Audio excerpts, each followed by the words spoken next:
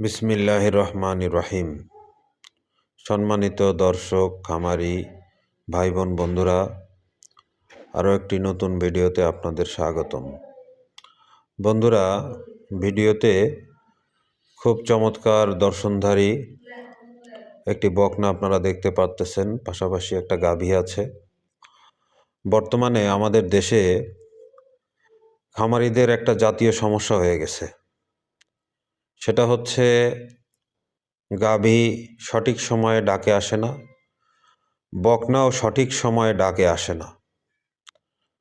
বন্ধুরা, গাভী এবং বকনাকে সঠিক সময়ে ডাকে আনার জন্য বেশ কিছু পরিচর্যার প্রয়োজন।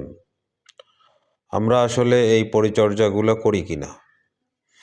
বন্ধুরা, একটা গাভী যখন সঠিক সময়ে ডাক না আসে, তখন খামারির অনেক বেশি লস হয়ে যায়।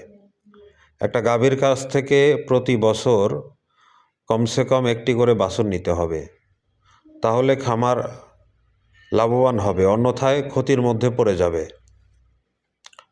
গাভী বাচ্চা দেওয়ার ঠিক 25 থেকে 30 দিনের মধ্যে গাভীকে বুস্টার ডোজ সহ কৃমির ডোজ করতে হবে। এরপরে হিটে আসার জন্য যতগুলো প্রসেসিং আছে, যেমন প্রতিদিন কাঁচা ছোলা খাওয়াইতে হবে।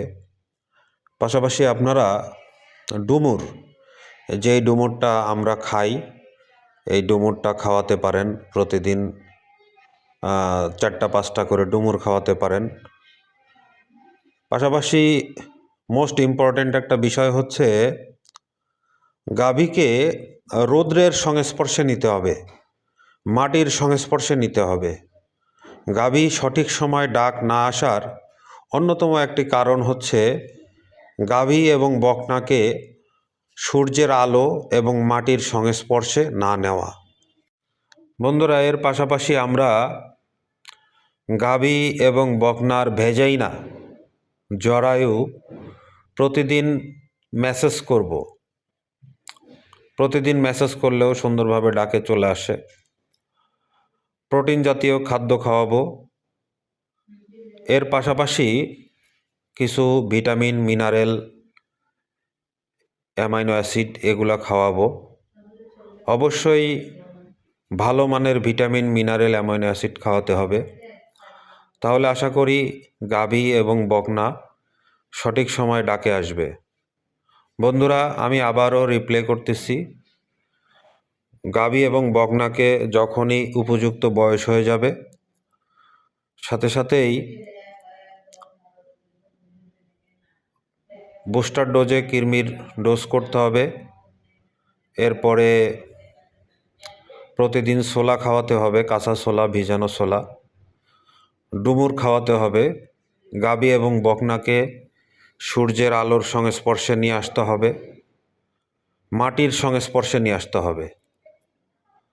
বন্ধুরা, কিছু ভিটামিনের কথা আমি বলছি, এগুলো আমি কমেন্টস বক্সে দিয়ে দিব। ভিডিওটি যদি ভালো লাগে আপনারা সকলেই লাইক, কমেন্টস, শেয়ার করে পাশে থাকবেন। এরকম ভিডিও পেতে চাইলে কমেন্টসে জানাবেন। আসসালামু আলাইকুম ওয়া রাহমাতুল্লাহি ওয়া বারাকাতুহু।